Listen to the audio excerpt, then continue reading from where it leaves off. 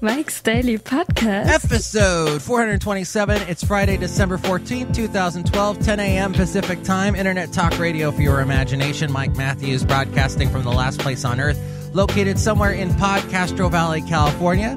Today we hear from Madame Rootabega, Valentino, Bison Bentley. Plus we bring you part 2 of the segment into an interview with Blake Christiana of the awesome band Yarn. Mike's Daily Podcast. And today is another day that affects everybody. It's part of the Affordable Health Care Act, unless you live in a barn. Mike's Daily Podcast. States have to decide whether they will run the insurance marketplaces required by the 2010 Affordable Care Act, or if the states decide not to do it, then there's the fact that the federal government steps in and creates their own insurance exchange. But there will be those anti-Obama states that decide that they will not change. All this wondrous push and pull going on back and forth, and I just hope I don't get a cold. Mike's Daily Podcast. Meanwhile, a 6.3 earthquake struck off the coast of California, but I was too asleep to know. Mike's actually off of Southern California. Daily near Avalon. Podcast. So I guess some buffalo noticed it. Yeah! Oh, look who just walked in. Hello, Michael Matthews. This is Madame Rootabega. Madam, what's that sign you have there? It says, can you not read it? No, I can read it. It says, get out of my way. Yes, Michael Matthews. I am finding when I am walking on this sidewalk that the people are always getting in my way. Well, you know what? We have this thing called a society where sometimes there's more people than can be on a sidewalk, and you just have to say, excuse me, and walk around them. But Michael Matthews, it's happening all the time. I'm walking down the sidewalk, and the people are in front of me, and I hate it. You're saying they're purposefully getting in your way? Yes! And you want them to move their butts? Well, I don't want to be rude about it. Okay, look who else just walked in. Oh, Mike, this is Valentino, the backing attendant. And this is Bison Bentley. Do you know that? Mike, we want to ask you, what have you been doing lately, Dave? What have I been doing? Yeah, what have you been doing, Dave? What have I been doing there? Well, I've been, I hate it when people ask me that question, because it's like usually people that you haven't seen in a long time, and the first thing they go, well, what have you been up to? What have you been doing? And you say, and you immediately go through the calendar in your head of things that you've done, and you're like, that's not interesting, and you keep flipping, and that's not interesting, and that's gonna bore him. And then you just end up saying, oh, not a lot. How have you been doing? No, how you been doing? No, how have you been doing? No, how you been doing, Dave? Okay, see, and then this continues on and on. I think really, obviously, when people are asking you, what have you been doing lately? How are you doing? They don't mean to put you on the spot and make you then try to come up with something interesting to say. What they are doing is showing compassion and caring for you. So you should just say, I've been doing well, thanks. Or, fine, thanks. Something simple, and then a thank you, because you thank them for taking interest in your life. Mike, we don't care about your life. Yeah, we could care less. Do you know that? Oh, okay. Michael Matthews, they were just trying to be polite. Now get out of my way! Ow! Okay, just pushed me into another pile of pots and pans. Another pile of pots and pans, which happens from time to time here at the last place on earth. But you can comment about your favorite pots and pans, or what you think of when people ask you, how you doing? Or what have you been up to? Or whatever. At mikesdailypodcast@gmail.com. We'll read your responses on the segment Emails from Email. You can also email me there if you'd like to be a guest on the show, or if you'd like to sponsor the show. And I'll tell you a little bit later about a contest that you can try to win if you email me there. Also, there's our website, mikesdailypodcast.com. Go there to read the blog. We have a blog. We also have a link to where to find us in iTunes. You can subscribe to the show in iTunes, and that helps the show get better noticed. Also, it allows you to rate the show and comment on the show there as well. And there's a link to where to find us on Facebook, our Facebook page, where to find us on Twitter, and even where to find us on Yelp. And we have past interviews there, like with the group that I'm going to be giving away right now at mikesdailypodcast.com. Mike's Yuletide personalized MP3 for thee contest. If you win the Yuletide personalized MP3 for the contest, you will win a Yuletide greeting from all the characters here at the Last Place on Earth. Plus, you will win a CD from the group called Saint Motel, which we did an interview with them recently, and which you can find at mikesdailypodcast.com. Saint Motel and their great new album called Voyeur. You'll win the CD. I'll mail it out to you. But you need to email me at mikesdailypodcast@gmail.com and tell me your favorite Christmas memory, your favorite thing to eat at Christmas, your favorite Christmas movie, anything, any one of those, or anything else you come up with having to do with the holidays. Email me, mikesdailypodcast@gmail.com. The winner, the person that we pick, will have their fantastic email read on Emails from Email, and you'll get to win the greeting from all the characters here at the Last Place on Earth and that special Saint Motel CD. Into an interview. We're talking with Blake Christiana of the group Yarn. He has the greatest voice in the world, and it's awesome talking to him. We've been talking about his new collaboration with John Oates, and I look forward to seeing that. Do you guys kind of shoot emails back and forth, or do you actually meet, or how does that work? Well, when we wrote the songs that finally got finished, we finished 2 songs, and we actually got together down in Nashville, but we spent a whole day together writing. We probably came up with 6 or 7 song ideas. 2 of them I actually finished and recorded, and then he laid down his parts down in Nashville. And I think they're going to come out. Those 2 tracks will be on our next record, which is going to be an acoustic record, which is getting released in May. Okay. And then, and so people can find out more at yarnmusic.net. And you're on Facebook. Facebook, Brooklyn Yarn. Awesome. So who came up with the name Yarn? Yarn came out of a dream our mandolin player had. We were looking for a name.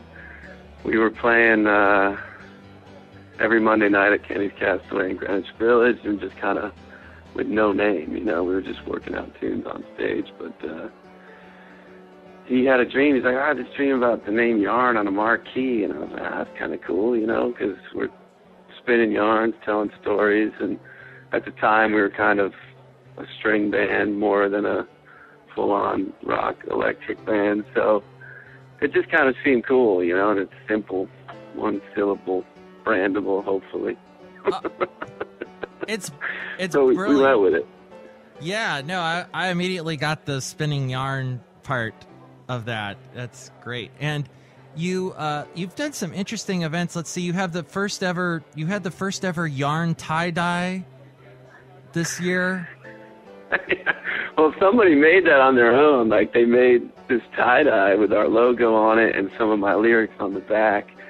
And I was at a friend of mine's house down in Raleigh, North Carolina, before one of our shows, and these guys stopped by with these T-shirts, and I was like, oh, man, a yarn tie-dye. I got to take a picture of that. It looked pretty cool.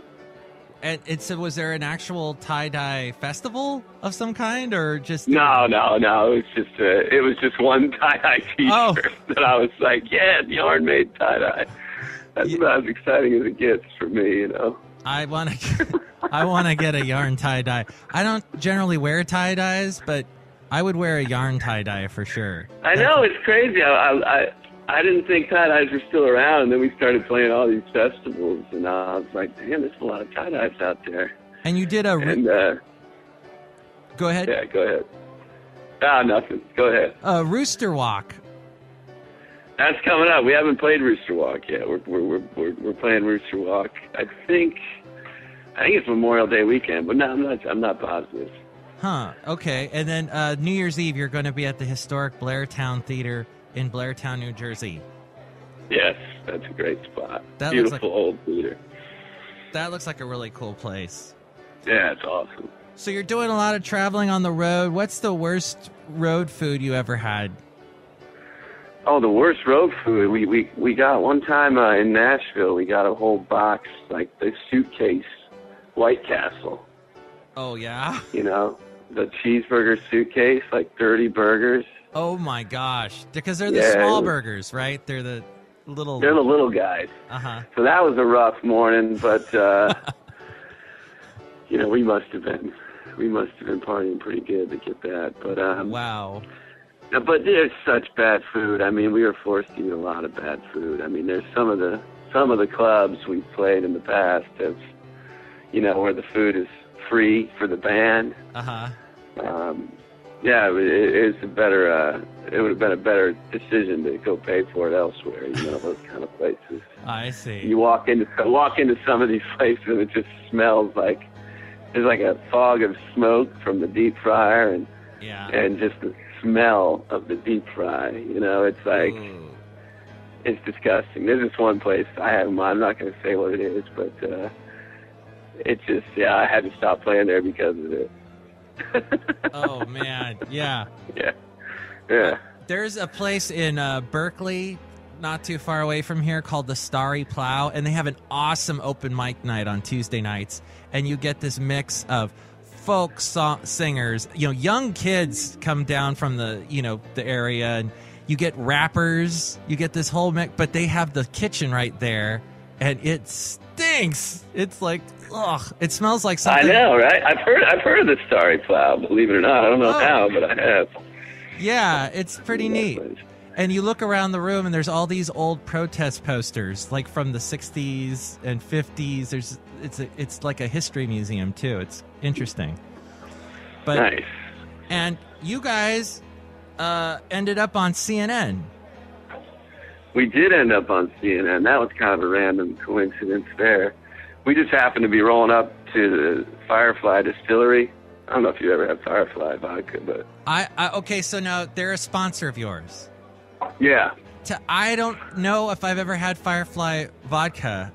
How did you guys get involved with them? I don't even know. Honestly, the story goes, I found out about a year after we were with them that, I don't remember where we were, somewhere down south. I think we were in Columbia, South Carolina, actually.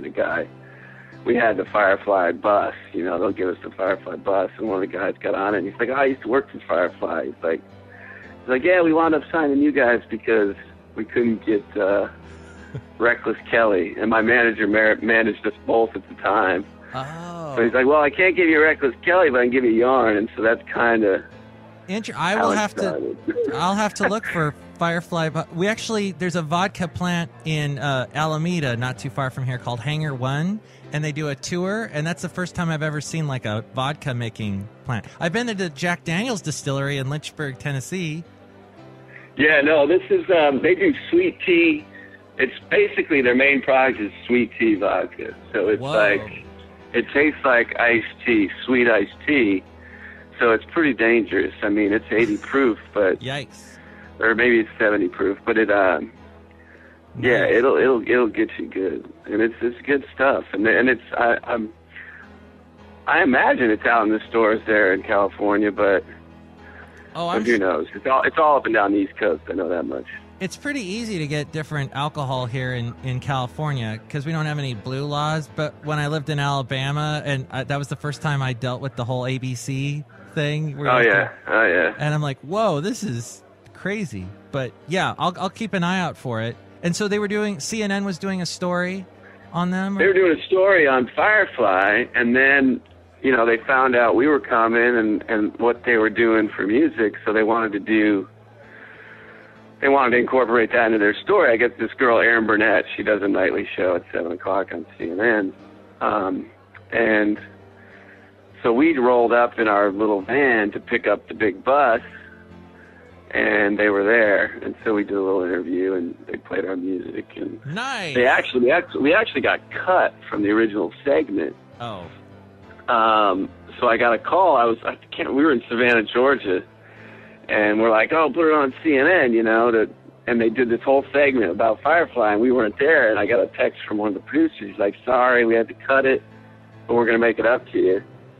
So the next Monday, that was a Friday, the next Monday they committed the whole segment to us. And then wow. So that was cool. Yeah, so it definitely drove our web traffic up for a few days, but, you know. Oh, awesome. It didn't make us millionaires or nothing. Oh, well, that's coming. Don't worry. Yeah, I hope so. Well, you've got a new thing called Leftover 2. It's a new album, and I have a song from that called Hard Luck Man. And yeah. I was going to play it, Blake Christiana of the group Yarn. Please do. Can you tell me about this song? This song, I can't remember writing this song exactly, but I do remember just thinking about a guy. You know, a lot of my songs are just about the downtrodden and the bad, you know, the guys with the bad luck, or right, the girls with the bad luck. That just seems to be an easy thing for me to write about. There's lots of us out here. Maybe a little autobiographical, I don't know. But this particular song, this is about a guy who, you know, always in the wrong place at the wrong time, you know. Oh, okay. For the most part. Poor guy. Yeah, poor guy. I feel bad for him. But, yeah, you know, I do too. But we're listening to the music of the group Yarn, and it is Blake Christiana. This is from the album Leftover 2 to come out soon. And find out. Came out last week. Oh, whoops. That's what I meant. That's all right. That's, you know, I'm traveling through time in my brain. I'm in a constant time-space vortex, I guess. Yarnmusic.net, you can find out more about. And this is from the album Leftover 2, Hard Luck Man, on Mike's Daily Podcast. He was a hard luck man, held his heart in his hand, and he wanted to know. Oh, is there any way of making life today not seem so slow? Stuck in old dive bars, he's been picking on guitars. It's the only life he knows. And each night feels like days, such a painstaking way, but he got nothing to show. For the only life he knows. Oh, lay him down, he's done coming around. Take his heart from his hand and let it go. When life gets too long, you gotta push and move it on. Make some way for the folks who don't yet know what you know, what you know.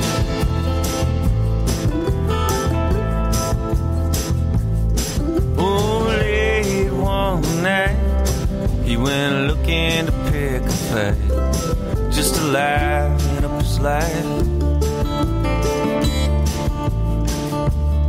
When along came a man with a death wish in his hand, under an old street light. Oh, that's where he took his life. Oh, lay him down, he's done coming round. Take his heart from his hand and let it go. When life gets too long, you gotta push and move it on. Make some way for the folks who don't yet know what you know, what you know.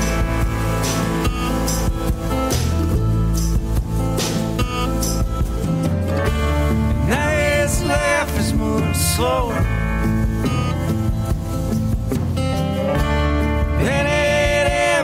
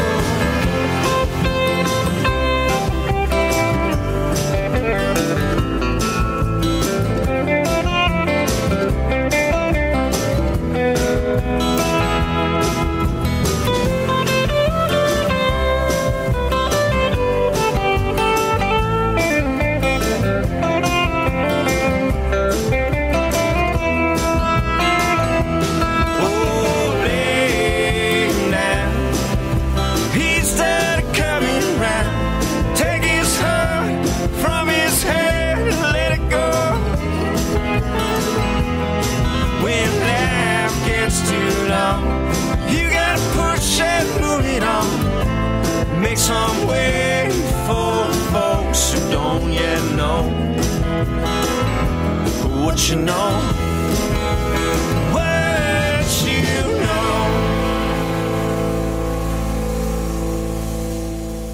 That is the group Yarn with Blake Christiana and the song Hard Luck Man. As we go outside of the last place on earth where we bring you Mike's Daily Podcast somewhere in Podcastro Valley, California. And here's today's podcast picture. The picture was taken in San Francisco at the Hyatt near the Embarcadero, the ferry building near all that area.